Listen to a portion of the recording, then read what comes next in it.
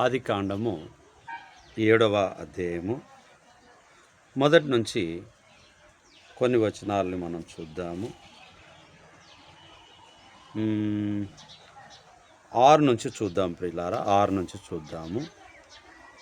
6వ వచనం నుంచి మనం గమనిద్దాము. జల ప్రవాహము భూమి మీదికి వచ్చినప్పుడు నోహవు 600 ఏండ్ల వాడు. అప్పుడు నోహవు అతనితో కూడా అతని కుమారులను, అతని భార్యయు, అతని కోడండ్రును ఆ ప్రవాహ జలములను తప్పించుకొనుటకై ఆ ఓడలో ప్రవేశించిరి.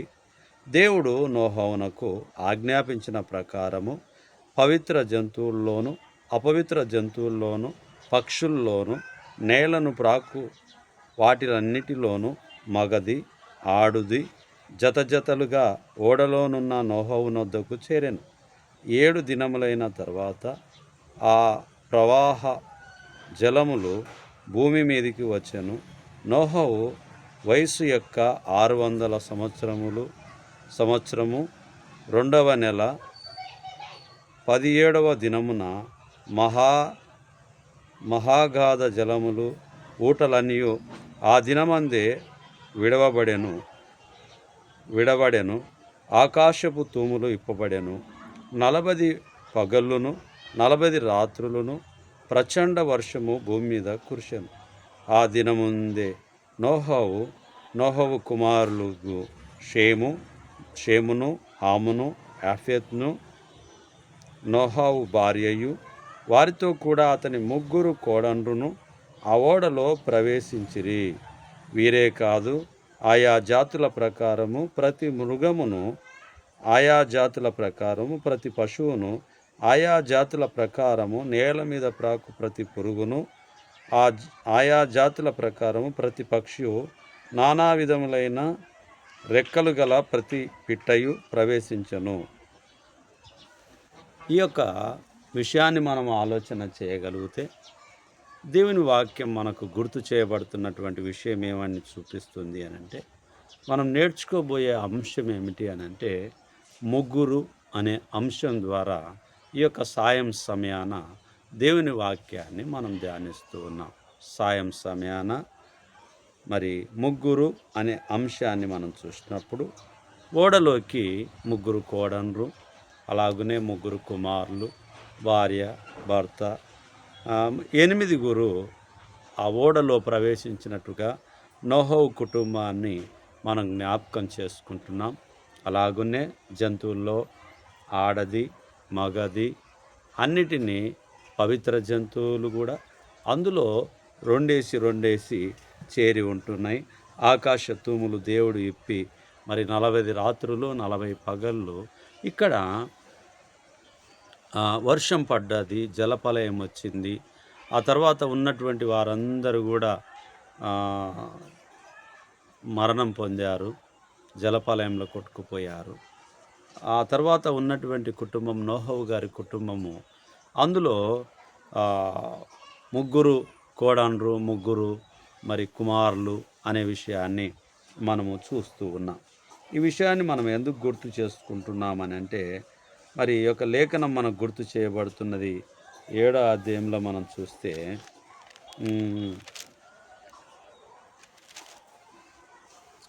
7వ అధ్యాయం ముఖ్యమైన విషయాన్ని మనం ఆలోచన చేస్తే, నోహవు కుటుంబము జీవరాశులు ఓడలో ప్రవేశించుట గురించి, జలప్రలయము ప్రారంభము, ఎడతెరిపి లేని వర్షము, జీవరాశులు మొత్తము నశింపబడేను అనే విషయాన్ని ఈ యొక్క 7వ అధ్యాయంలో మనకు తెలియపరచబడుతున్నది.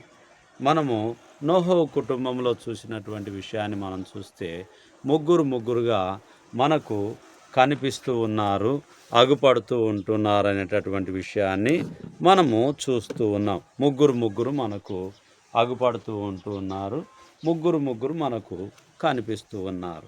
9వ అధ్యాయము ఆదికాండము 9వ అధ్యాయము 19వ వచనాన్ని మనం చూసినప్పుడు 9:19 చూసినప్పుడు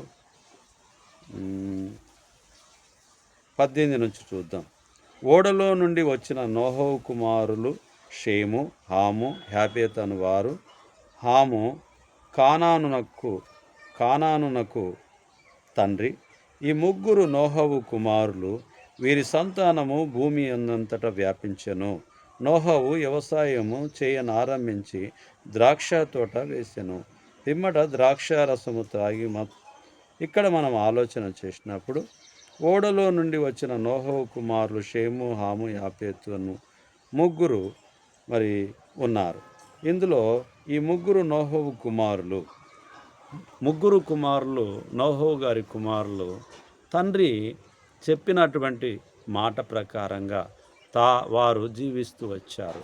తండ్రి చెప్పినట్టుగా ఓడకు తయారు కావాల్సినటువంటి వాటినన్నిటినీ కూడా తండ్రికి సహాయం చేశారు. ఏ కర్రను తీసుకురమ్మంటే ఆ కర్రను వారు తీసుకొని వచ్చారు, తండ్రికి ఇవ్వగలిగారు. తండ్రి దగ్గర మరి చెప్పిన మాటను వినే కుమారులుగా ఆ ముగ్గురు మరి షేము, హాము, యాపేతు అనేటటువంటి ఈ ముగ్గురు కుమారులు చెప్పిన మాటను విన్నట్టుగా, అలాగనే ముగ్గురు కోడన్లు కూడా అత్తామామలకు లోబడినటువంటి వారిగా ఈ యొక్క నోహవు కుటుంబంలో ఉన్న విషయాన్ని ఈ సాయం సమయాన మనం గుర్తు చేసుకుంటున్నాం. ఎందుకు ఈ ముగ్గురు అనే అంశం ద్వారా ఈ సాయం సమయాన మనం మాట్లాడుకుంటున్నాము అని అంటే, దేవుని వాక్యము ఈ ముగ్గురు అనే అంశం ద్వారా కూడా ఏమి మనకు బోధిస్తూ ఉన్నదో, ఏది మనకు గుర్తు చేయబోతున్నదో. మొట్టమొదట నోహవు గారి కుటుంబంలో ముగ్గురు కుమారులు, ముగ్గురు కోడన్లు, మరి అత్తమామకు లోబడిన కోడన్లుగా, తల్లిదండ్రులకు లోబడిన కుమారులుగా మనం చూస్తూ ఉన్నాం. ఈ ముగ్గురు విషయాన్ని మనము చూసి మరి ఇప్పుడు 18వ అధ్యాయానికి వెళ్దాం. ఆదికాండము 18వ అధ్యాయానికి వెళ్దాం ప్రియులారా.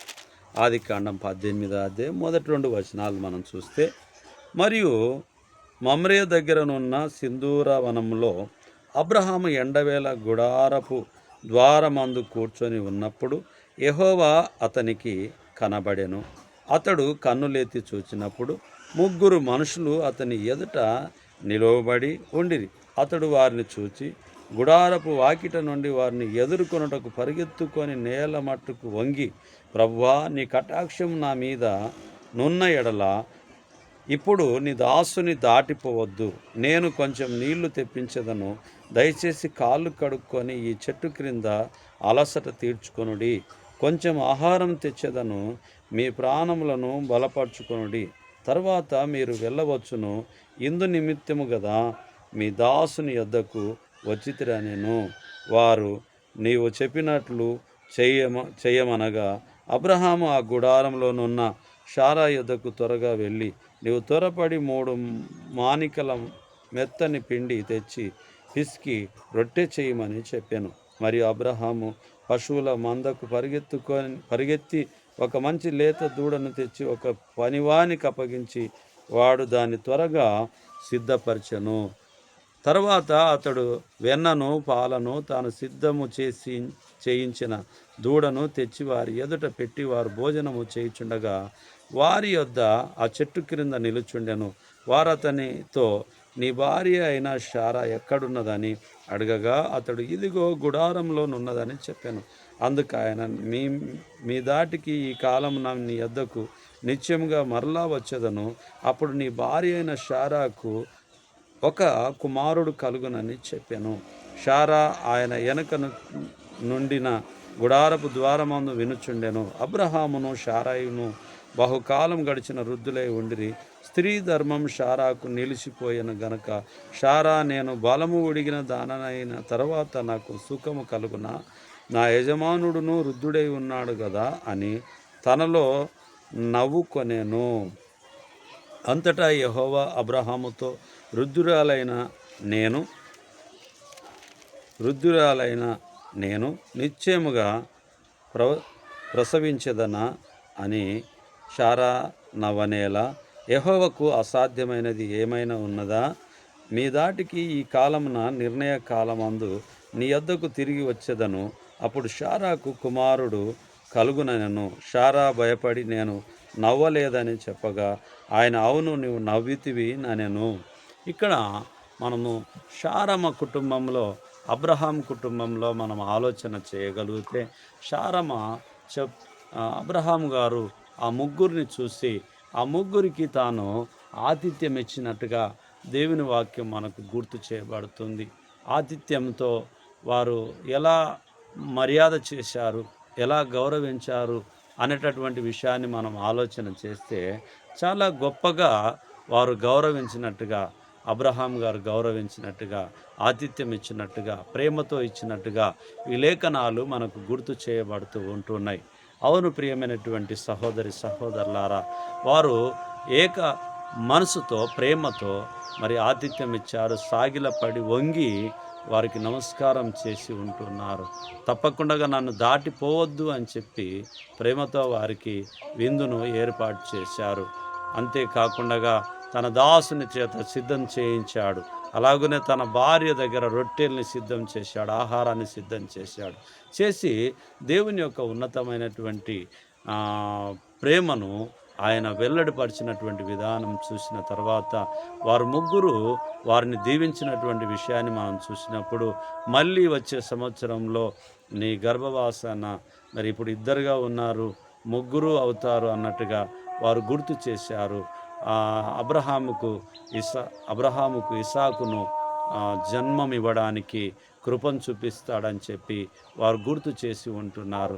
ఆ సందర్భంలో ఆమె నేను స్త్రీ ధర్మం నిలిచిన దానమై ఉంటున్నాను, అలాగనే నా భర్త వృద్ధుడై ఉంటూ ఉన్నాడు, అయినప్పటికీ నేను ఏ విధంగా నేను పిల్లల్ని కనగలను అని చెప్పి ఆమె నవ్వింది. ఆ నవ్విన నవ్వును దేవుడు చూసి నీవు నవ్వితివి అనేటటువంటి విషయాన్ని శారమ్మకు గుర్తు చేసిన విషయాన్ని మనం చూస్తూ ఉన్నాం లేఖనంలో. అవును ప్రియమైనటువంటి వారులారా, అబ్రహాం గారు ముగ్గురికి ఆతిథ్యం ఇచ్చి ఉంటున్నారనేటటువంటి విషయాన్ని మనము ఈ సాయంకాలము గుర్తు చేస్తున్నాం. మొట్టమొదట నోహోవు గారి కుటుంబాన్ని మనం చూసినప్పుడు వారు ఆశీర్వదింపబడి దేవుని మాట ప్రకారంగా వారు ఓడలోకి వెక్కి తల్లిదండ్రులు చెప్పిన మాట కుమారులు, అత్తమామ చెప్పిన మాటలు కోడన్లు విని వారు ఆ పడవలో ప్రయాణమై ఉన్న విషయాన్ని మనం చూస్తూ ఉన్నాం. ఆ జలపలయంలో కొట్టుకోబోకుండా వారు జాగ్రత్తగా అందులోకి చేరినటువంటి విషయాన్ని మనము చూస్తాము. అలాగనే ఇక్కడ అబ్రహాం గారు ఇచ్చినటువంటి ఆతిథ్యాన్ని చూసినప్పుడు అబ్రహాం గారికి మళ్ళీ వచ్చే సంవత్సరంలో నీ ఒడిలో కుమారుడు ఉంటాడని చెప్పి శారమ్మకు అబ్రహాం గారికి వారు ఆశీర్వదించిన విధానాన్ని మరి ఆశీర్వచనాన్ని పలికినటువంటి విషయాన్ని మనము చూస్తూ ఉన్నాం. అలాగున్నే ప్రియులారా, మరి సంఖ్యాకాండం 12వ అధ్యాయానికి వెళ్దాము. సంఖ్యాకాండము 12వ అధ్యాయానికి వెళ్దాము.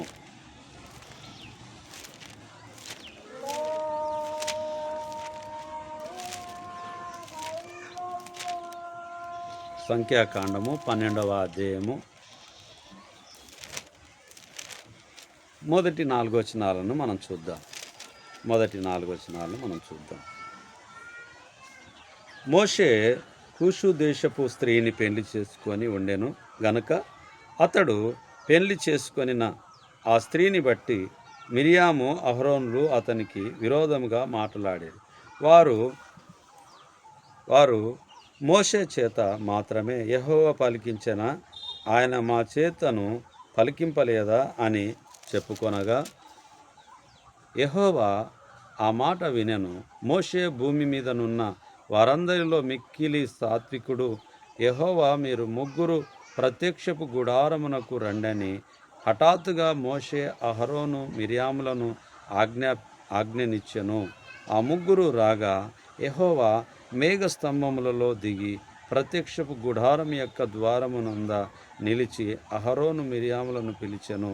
వారిద్దరూ రాగా ఆయన నా మాటలు వినుడి, మీలో ప్రవక్త ఉండిన ఎడల యెహోవానగు నేను దర్శనమిచ్చి అతడు నన్ను తెలుసుకొనున్నట్లు కలలో అతనితో మాట్లాడుదును.